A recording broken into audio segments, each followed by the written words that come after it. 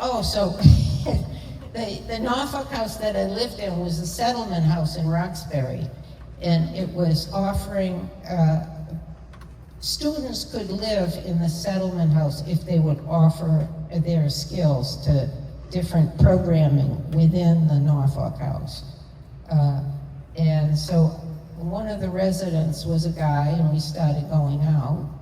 And we went out for about a year and a half, but I felt guilty because I still did not connect with him. I was in therapy to try and be straight, which was my only alternative. And the therapist would encourage me to continue dating. And I said, you know, I'm really uptight about this. I don't feel right about it. And he suggested I have a few drinks.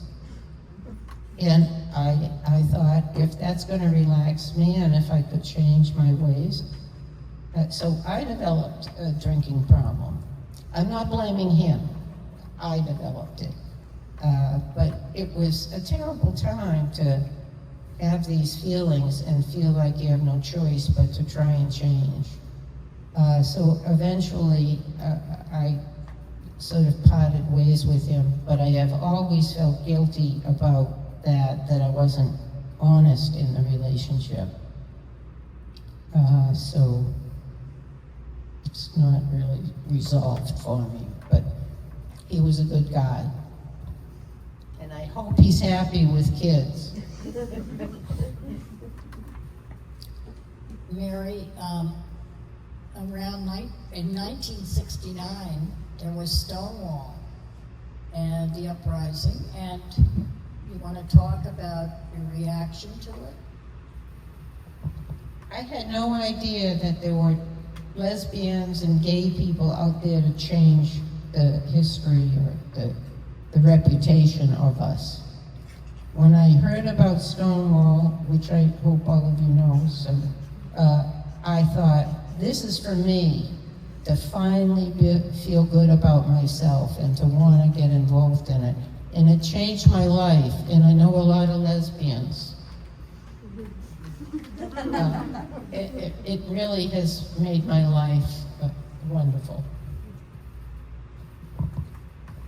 So around that time, you moved to Cambridge. And you started going to DOB, you went to some of the activities and the wraps there, and Thanksgiving, nice things. And then you went to the Women's Center. And what did you find at the Women's Center? I don't know if you know about the Women's Center, but it was one of the first women's centers in Massachusetts, if not the country.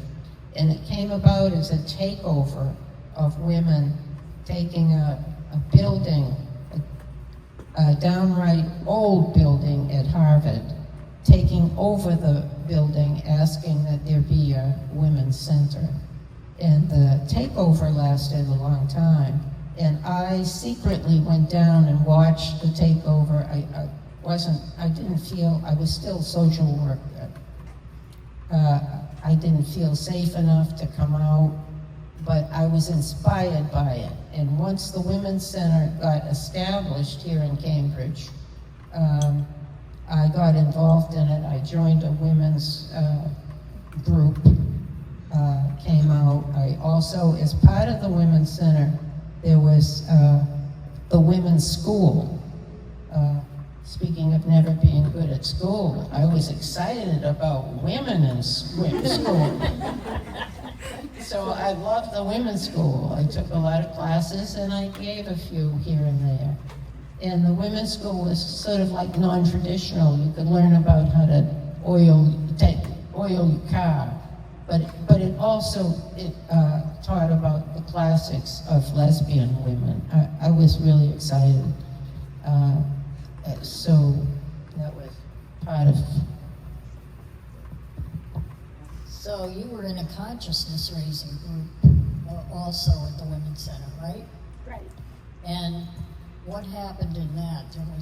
There was a party or something you went to? we're leading up to a lesbian relationship.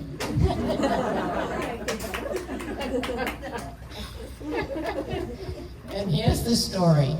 So I was in the consciousness raising group for a long time, and one of the women in the group always had a holiday festival get together. And so she invited the group to the party. It was in Framingham. And I met somebody there that I liked a lot, and I called her one night and I asked her if she would like to go nude swimming in Cambridge at the YWCA. She said yes. So I can't even believe it because I'm so modest, actually. So we ended up getting together for 29 years or something, no, 19 years, and it was a hell of a good swim.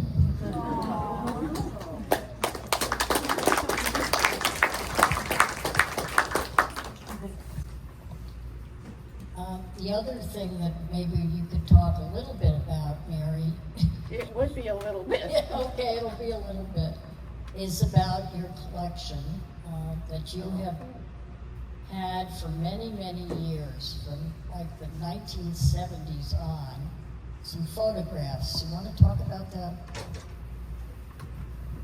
that?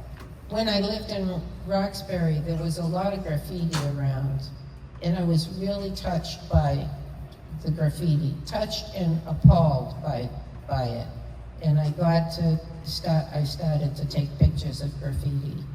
And there was also shocking stuff. There was a lot of racism back then on people's abandoned walls and buildings.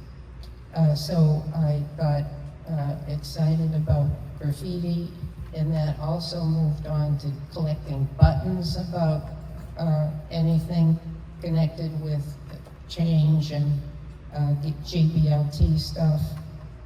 And now, am I on to something else? Oh, I go to demonstrations now and take pictures of people's signs. And I love it because it's all ages of people who go and demonstrate that they're not happy with what the country's doing and what we've come to. I used to be a proud person, but now I'm like embarrassed that this is the country I live in. And I'm hoping that I can find a place to take these photographs so that 5 or 6 years from now, people will see that we really were excited about what's happening and we wanted change. We didn't like what we had become. Thank you very much, Mary. Great evening.